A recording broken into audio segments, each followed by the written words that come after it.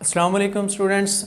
आज की जो वीडियो है वो हमारी 9th क्लास के हवाले से है। 9th क्लास की जो इंग्लिश है उसके हवाले से हम डिस्कस करेंगे कि इसमें सिलेबस कौन सा करवाया जाता है और पेपर में कौन कौन से क्वेश्चन किस तरह से अटैम्प्ट किए जाते हैं।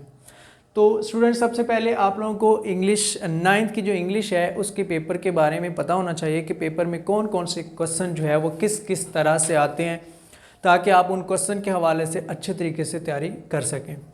तो चलिए स्टार्ट करते हैं कि 9th की जो इंग्लिश है उसके टोटल जो मार्क्स होते हैं, किसी भी बोर्ड के, पंजाब में किसी भी बोर्ड की जो 9th क्लास की इंग्लिश होती है उसका पेपर होता है 75 मार्क्स का, यानी 75 मार्क्स होते हैं।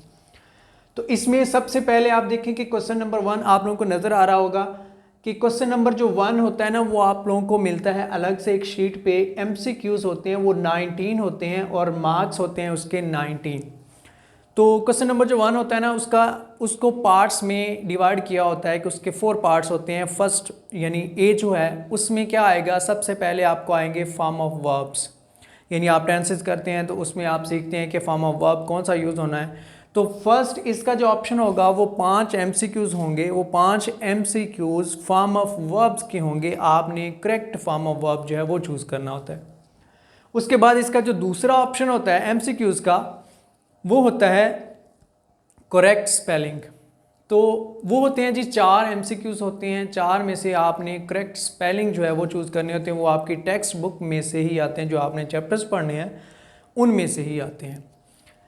इसके बाद इसका पार्ट नंबर 3 जो है वो आपको आएगा करेक्ट सिनोनिम्स, यानी आपने जो चैप्टर पढ़े हुए हैं, चैप्टर के अंदर जो डिफ़िकल्ट वर्ड्स हैं उनके करेक्ट सिनोनिम्स यानी उनके जो मीनिंग्स हैं इंग्लिश में, वो आपको आएंगे 5 MCQs एक एक वर्ड का। तो आपने जो है वो करेक्ट जो है वो सिनोनिम चूज़ करना होता है। उसके बाद इसका जो लास्ट होता है ना पार्ट, वो होता है choose the correct option according to the grammar. तो ग्रामर के हवाले से आपने जो ग्रामर करना है 9th क्लास का, तो 9th क्लास के ग्रामर में टोटल जितना भी ग्रामर है उसमें से कोई भी ऑप्शन बना के आपसे पूछ सकते हैं कि ये नाउन है कि नहीं, ये वर्ड जो है वो वर्ब है कि नहीं, ये प्रेपोजिशन है कि नहीं।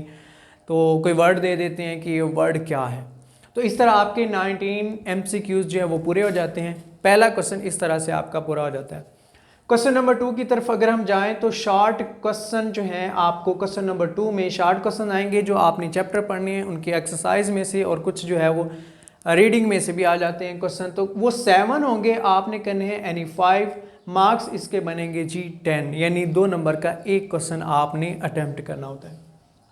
उसके बाद क्वेश्चन नंबर 3 की तरफ चलें तो देखते हैं कि ट्रांसलेट इनटू उर्दू पैराग्राफ आएंगे आपको 3, जो आपने टेक्स्ट बुक के चैप्टर्स पढ़ने हैं उसमें से ट्रांसलेशन के पैराग्राफ कोई भी वो चूज़ करते हैं तो वो 3 करेंगे पूरी बुक में से। तो पूरी बुक में जब 3 आएंगे तो आपके पास एक का ऑप्शन होगा। आपने क्या करना है कि एनी 2 करने हैं, 3 में से कोई भी जो आपको अच्छे तरीके से आते हैं वो आप करेंगे। एक पैराग्राफ वो 4 मार्क्स का होगा, और इस तरह आपके ये क्वेश्चन नंबर 3 के मार्क्स बनते हैं 8। क्वेश्चन नंबर 4 देखें। क्वेश्चन नंबर 4 में चॉइस होती है कि समरी, या तो जो आपके सिलेबस में पोइम्स होंगी उनकी समरीज। तो 9th क्लास में पोइम्स हैं जी 2, एक है stopping by the woods in the snowy evening और दूसरी है जी डैफोडिल्स। तो ये दो पोइम्स हैं। इनमें से चॉइस क्या होती है कि आपको या तो वो पूछता है कि आप समरी लिख दें, या वो पूछता है कि एक स्टैंजा दे देगा किसी भी पोइम में से, दोनों में से किसी में से भी स्टैंजा दे देता है, तो उसको आपने इंग्लिश में एक्सप्लेन करना होता है रेफरेंस के साथ। तो ये चॉइस होती है। तो जो टीचर्स होते हैं मोस्टली इस तरह करते हैं कि पहले से ही सिलेक्ट कर लेते हैं कि अपनी क्लास में हमने समरी करवानी है या स्टैंजा करवाना है, तो उस हवाले से देख लेते हैं। तो ये समरी अगर करेंगे वो भी 5 मार्क्स की है, स्टैंजा करेंगे वो भी 5 मार्क्स का है। तो इस तरह से क्वेश्चन नंबर 4 जो है वो आपका 5 मार्क्स का बनता है। क्वेश्चन नंबर 5 की तरफ अगर हम जाएं, सॉरी ये क्वेश्चन नंबर 4 था, अब ये क्वेश्चन नंबर 5 है। Use words into sentences. आपकी टेक्स्ट बुक में से कोई से वो 7 वर्ड्स ले लेते हैं जिनका वो पूछते हैं कि आप इनको अपने सेंटेंसेस में इस्तेमाल करें, यानी उनके सेंटेंस बनाने होते हैं इंग्लिश में। तो वो 7 होते हैं, वो आपकी टेक्स्ट बुक में से ही आते हैं। तो 7 होते हैं तो आपके पास चॉइस होती है कि आप अपनी मर्ज़ी से कोई भी 5 कर सकते हैं। तो इस तरह 1 मार्क्स का यानी एक सेंटेंस होगा तो इस तरह आपके बन जाएंगे 5। उसके बाद क्वेश्चन नंबर 6 है राइट अ लेटर और स्टोरी और डायलॉग। ये 3 चीज़ें होती हैं। तो इसमें चॉइस होती है कि आपने लेटर किया हुआ है, आपने स्टोरीज की हुई हैं या आपने डायलॉग्स किए हुए हैं।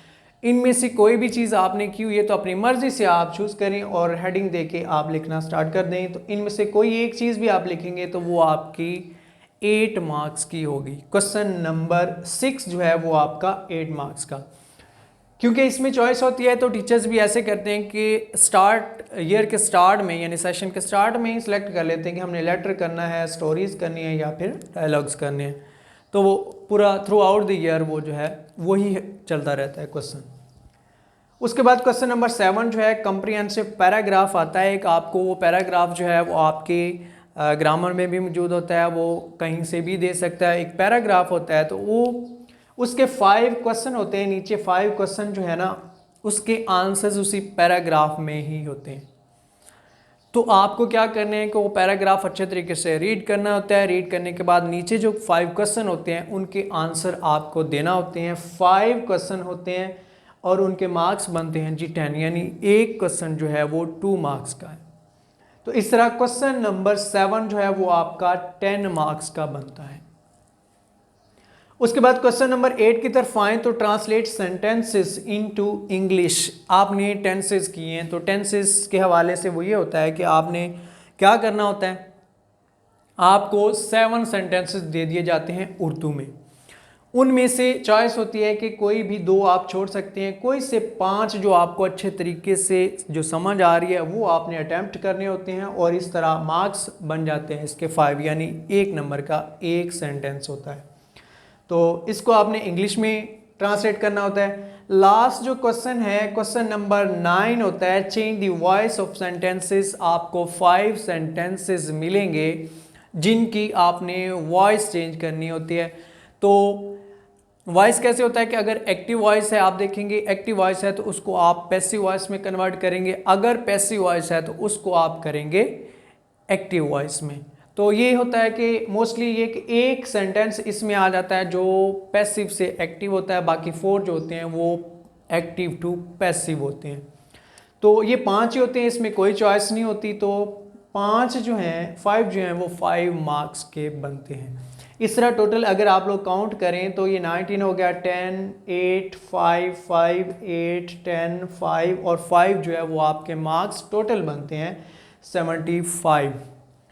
डियर स्टूडेंट्स, इसके अलावा एक और बात है कि कुछ स्टूडेंट्स होते हैं फॉरेन जिनको उर्दू नहीं आती, यानी उर्दू में वो ट्रांसलेट नहीं कर सकते। अगर कोई भी आपने करना है या उर्दू वाले जो सेंटेंसेस हैं वो पढ़ नहीं सकते उर्दू, तो उसको वो इंग्लिश में ट्रांसलेट नहीं कर पाते। तो इस उनके लिए चॉइस ये होती है कि आप देखें कि ये जो क्वेश्चन नंबर 3 है ना, ट्रांसलेट इनटू उर्दू पैराग्राफ 3, तो कुछ बच्चों को ये होता है कि वो फॉरेन स्टूडेंट्स होते हैं, इंग्लिश मीडियम होते हैं, तो उनको उर्दू जो है वो लिखना नहीं आता।